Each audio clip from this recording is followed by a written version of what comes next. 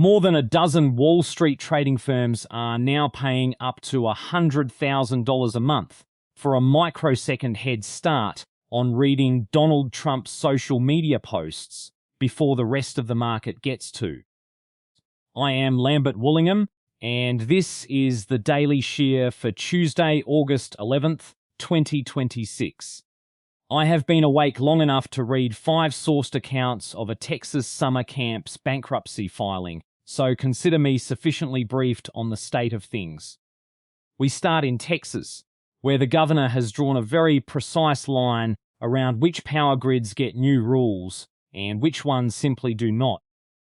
Meta has publicly signed on to Governor Greg Abbott's new operating standards for data centers, agreeing alongside Google and OpenAI to cover the cost of their own power infrastructure and water use rather than leaning on public subsidy.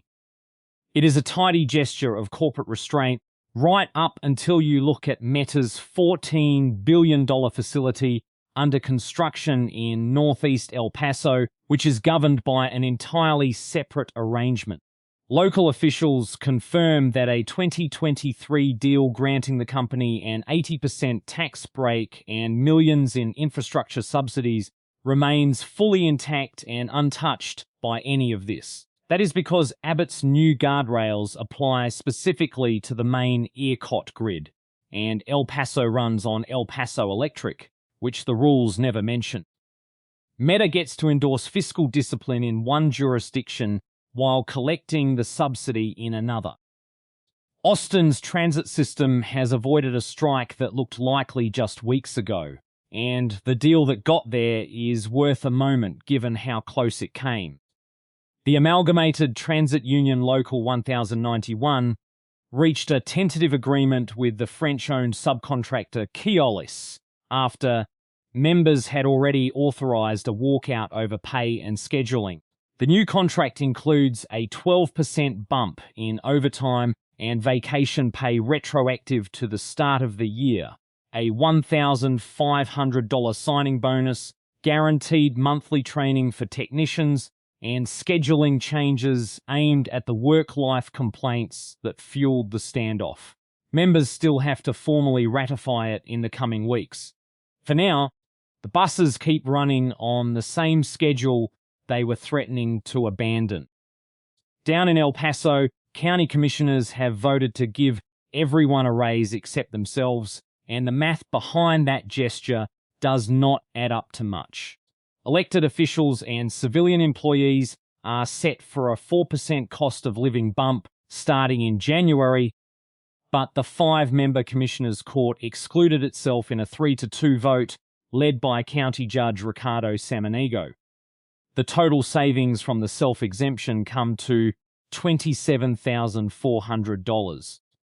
Dissenting commissioners called it political theatre, noting the sum does nothing to offset the county's broader tax hikes or the wage disputes still simmering among lower-tier workers. San Antonio is staring down a $158 million structural deficit expected to land by 2028, and City Manager Eric Walsh has put a fairly grim menu on the table. The options include eliminating more than 200 city positions, freezing civilian pay, and reorganizing whole departments, all to avoid a property tax increase the city has not touched since 1993. Early drafts favor the tax hike anyway, blended with roughly $21 million in scattered program cuts over 2 years. Those cuts reach into the minor home repair program and the city's support for its own botanical garden. A Travis County jury has convicted 33-year-old Shirley Machado Hernandez of capital murder for the October 2024 killings of his common-law wife and her teenage boyfriend, and the sentence is mandatory life without parole. Trial evidence showed Machado Hernandez tracked Francis Kiner Anshum Corridor and Brian Florentino Flores Alvarez to a Burton Drive parking lot in southeast Austin and shot both of them in their car before fleeing.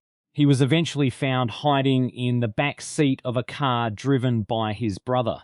Investigators recovered more than $2,400 in cash, his brother's ID, and both victims' cell phones from a bag inside that vehicle. The case is closed. The sentence leaves nothing left to appeal toward. The Economic Ledger today runs from a summer camp's bankruptcy filing to a $500 billion financing arrangement built to keep one chipmaker from ever having to worry about credit risk again. Camp Mystic, the century-old Christian girls' camp in the Texas Hill Country, has filed new bankruptcy records showing just how far its finances collapsed after the July 2025 flood that killed 25 campers, 2 counselors, and the camp's executive director. Revenue for the first half of 2026 came in at $111,000, down from more than $11 million the year before the disaster, as the camp faces a wave of wrongful death lawsuits. In that same stretch, court filings show the camp still transferred nearly $774,000 to insiders and affiliated entities. The largest chunk was $480,000 in monthly rent paid to Natural Fountains Properties, an affiliated real estate company that is itself named as a defendant in the litigation and has filed for bankruptcy alongside the camp. Nvidia has brokered a financing arrangement with 6 of Wall Street's largest firms to mobilize $500 billion for the global build-out of AI infrastructure. The chipmaker signed memorandums of understanding with Apollo, BlackRock, Blackstone, Brookfield, Goldman Sachs, and KKR, setting up an off-balance sheet vehicle meant to help customers afford the cost of next-generation data centers.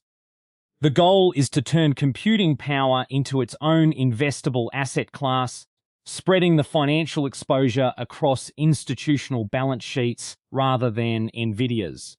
In effect, the company that sells the shovels has arranged for someone else to hold the risk of the gold rush it started. Trump media reported a $238 million loss for the second quarter, a tenfold widening from the same period last year on total revenue of just $1.7 million. The company's interim chief executive announced a retreat from side ventures in cryptocurrency and online betting to refocus on Truth Social. Its new revenue plan is Truth API, a data feed selling institutional trading firms early access to Donald Trump's posts, with more than a dozen clients already subscribed at $60,000 to $100,000 a month. The company that cannot turn a profit on its own platform has found a buyer for the platform's founders' typing speed. Intel sold $20 billion in common stock at a 3% discount to Monday's closing price, cashing in on a 380% surge in its share value over the past year, driven by AI investment enthusiasm. The move effectively reverses more than a decade of stock buybacks that burned through nearly $94 billion in cash to prop up the same valuation Intel is now diluting. Selling high after buying high for 10 years is one way to describe the strategy. Intel joins a growing list of tech firms treating their own inflated stock as a line of credit rather than a liability. Tinder users in California have a closing window to claim a share of a $60 million settlement resolving allegations that the app charged older customers more for the same subscriptions. The case traces back to a 2015 complaint accusing the company of violating the state's UNRRA Civil Rights Act by quietly running a tiered pricing algorithm that penalized users over 28. The payout covers anyone who bought Tinder Plus or Tinder Gold while living in California between March 2015 and February 2019. Tinder denies running a discriminatory pricing model, and the settlement does not require it to admit otherwise, but the checks are going out regardless. Beyond Texas and the ticker, the day's remaining stories range from a blocked text in Manhattan to a death sentence handed down in an empty Damascus courtroom. A federal judge has issued a temporary injunction blocking New York City's pied-à-terre tax, the surcharge championed by state lawmaker Zohran Mamdani that would have hit owners of vacant luxury homes over $5 million or condos over $1 million. A coalition of wealthy homeowners sued almost immediately after the policy passed, arguing the targeted surcharge violates existing tax code. The mayor's office says it will appeal. For now, the secondary Manhattan apartments in question remain untaxed and, as ever, unoccupied. Senate Republicans have released text messages showing Dr. Anthony Fauci privately discussed a theoretical link between COVID vaccine side effects and first trimester miscarriage just days before publicly stating there were no red flags for pregnant women. In the January 2021 exchanges, Fauci described cytokine storms following second doses as a possible contributor, and then Centers for Disease Control and Prevention Director Rochelle Walensky called it a good point. About a week later, Fauci told the public that roughly 20,000 pregnant women had been vaccinated with no safety signals detected by federal monitors. The gap between the private caveat and the public reassurance is now the subject of renewed scrutiny. Russia's Supreme Court has banned Yabloko, the country's last officially registered anti-war party, from running candidates in the upcoming parliamentary elections. The ruling followed a lawsuit from a pro-government nationalist faction alleging the party operated on illicit foreign funding. Yabloko's leadership denies the claim, pointing out that the same financial monitoring data applies just as easily to several state-approved parties that faced no such ban. The party has promised to appeal, a move its own organisers have already described as futile. President Trump signed an executive order directing federal agencies to overhaul childhood immunization schedules, formally pushing the theory that multiple simultaneous vaccines cause developmental disorders. The order specifically calls for splitting the combined measles, mumps, and rubella vaccine into 3 separate shots given across multiple visits.